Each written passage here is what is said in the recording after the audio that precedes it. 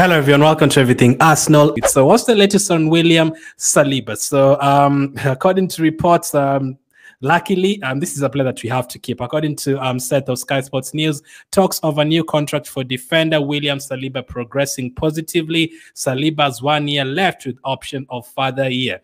Willingness from all parties to get a deal struck. So hopefully we can get this deal done very, very soon.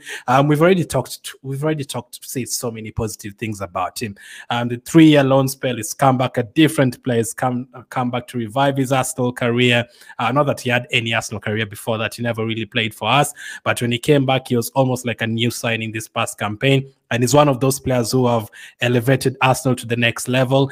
He's also elevated the rest of the defenders in our team, the likes of Gabriel as a partnership, the likes of Rantil behind him. Everyone has improved their game with Saliba. There are Ben White as well. I think they take some positives from each other, and they all learn from each other, and that makes all of them stronger. Like this season, I've been happy with Ramsdale, I've been happy with Ben White, I've been happy with Saliba, I've been happy with Gabriel. So I think all of them learn from each other and definitely helps us. And that partnership between Gabriel and Saliba is definitely going to be the one we see most again next season. So we definitely need to keep him. And there was talk about his agents wanting more money, and his representatives wanting more money, but also aren't really keen to give him that money. But the way we saw how much he fell off after he got injured, this is one player you cannot afford to lose. A young player like this, a young defender who's in the team of the season in the Premier League, his qualities, his passing ability, the way he can run with the ball from back to midfield, he can pick out a pass, he has pace to run. You cannot just outrun him. You know, remember our defenders from back in the day, the likes of Saka, you could easily outrun them, but someone like a Saliba, you cannot outrun him. So those are the kind of defenders you want in your team. Many qualities in his game and his partnership as well with Gabriel. They actually talk in French on the pitch, so that helps as well. He doesn't actually communicate in English on the pitch, despite him understanding. It's better for him to it's more comfortable for him to communicate in French with Gabriel. Both of them understand it, so it definitely helps us in that situation. So I think this deal will be done soon. I've always been very confident. I wouldn't imagine us letting him go. That would be criminal, because we are already trying to sort out our midfield issues, 2 or 3 midfielders. We are already trying to sort out our obviously our fullback situation, maybe our winger situation, backups for Saka, maybe another striker. So I don't want to also look for another top defender, because if you sell someone like a Saliba, it's either you play Ben White, then Gabriel, and you hope they are fit for the entire season, or you buy another 50 million, 60 million defender to help out in that situation. So I think for our defense right now, it's okay. We need to sort out our midfield and maybe a striker or winger and fullback, and then we are good to go for next. And so that's the latest on Saliba. Speaking of wingers, what's the latest on Reiss Nelson? So according to Fabrizio Romano, 4-year deal option for further season and agreement very close. Reiss Nelson and Arsenal getting very, very close. So that's according to Fabrizio Romano, and according to Seth, final details are being sorted on a contract for Reiss Nelson. His current contract is up this summer, and there's an agreement in principle of a 4-year deal. So very, very important. Different situations. Anything can happen from now. Either he starts playing again next season and he makes the kind of impact he made this past season. Every time he came on, he made an impact. Bournemouth, big impact against Bournemouth, big impact against Nottingham Forest, and also Southampton is the reason why he got a point from that game. He could have lost to Southampton at home. So he made a big impact in all of those games. Now from here, a couple of things could happen, or 3 things could happen. Either he plays this season and then we maybe doesn't impress and you loan him out again, maybe in January at the end of the season, or he can start playing like in the Carabao Cup and come in the Premier League and start playing even more well, make a lot of difference, and maybe even become a regular in the team. We see him, instead of seeing him for just 4 or 5 games in a season, you could end up seeing him for 25 games at least next season. Or number 3, if he doesn't live up to expectations, he still has like 3 years after that. We can sell him for good money after that. So this is a very, very positive deal for Reiss Nelson. I think he deserves it. Hopefully he makes a big impact next season.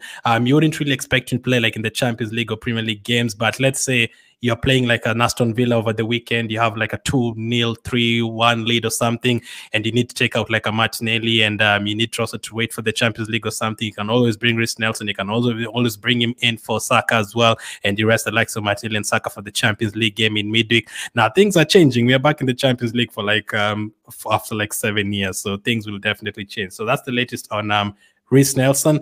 This is a positive deal for me. The deal is getting closer, 4-year deal. As I said, I don't think he would have been here last season if he didn't get injured during preseason. But I guess it was it turned out to be a benefit, a blessing in disguise, him getting injured and staying at Arsenal, because I think would have loaned him out again. He had a good time at Feyenoord. He came back. I think he was also in Germany before that. Was it Hoffenheim? He did okay, not as good as he did at Feyenoord, but this season he made an impact every time he came in, and he only played like 200 minutes or something in the Premier League, so didn't get enough time. But every time he played, he looked decent. So that's the latest on the new contracts on Nelson and Saliba. But what about players who should be coming to us? And what's the latest on Moises Caicedo? So according to reports from Ecuadorian website Terra Deportes, I think that is how you say it, so, Moises Caicedo's decision on his next move is very close, accompanied by this graphic suggesting the player has chosen Arsenal. So there's a picture of him in an Arsenal shirt. According to this Ecuadorian website where he is from, they're saying that he will choose Arsenal because of Champions League football. So that would be huge. Like, you guys understand how big that would be. That would mean we are getting a player who's being like asked, like a lot of teams want him in the Premier League. So you beat the competition. Number two, you also beat Chelsea, a team that has taken a few of our players recently, and like a Mudryk or something. And Caicedo, he makes a difference to our midfield.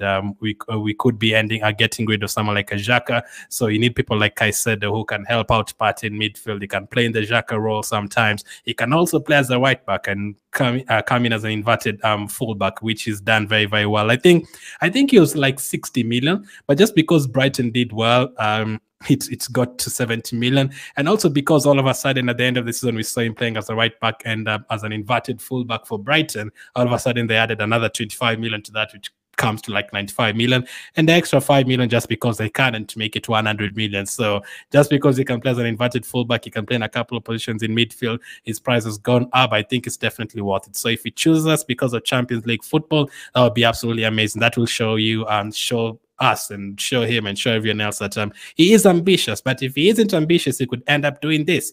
Moises Caicedo has agreed personal terms with Arsenal, but he's still considering his options. Chelsea expected to offer big wages to the midfielder. So in terms of wages, I think if you're very serious on him, yes, Chelsea can still offer more wages, but it wouldn't be too much like double Arsenal or anything. Let's say Chelsea give him 150k and Arsenal give him 120k. He can still decide to go for the 120k and have Champions League football, or go for the 150k and not have Champions League football and no European football for that actually. So it is going to be up to him. I don't think they're going to offer him like something like 300k, like double Arsenal wages. No, I don't think anything like that could happen. So I am still confident about this one.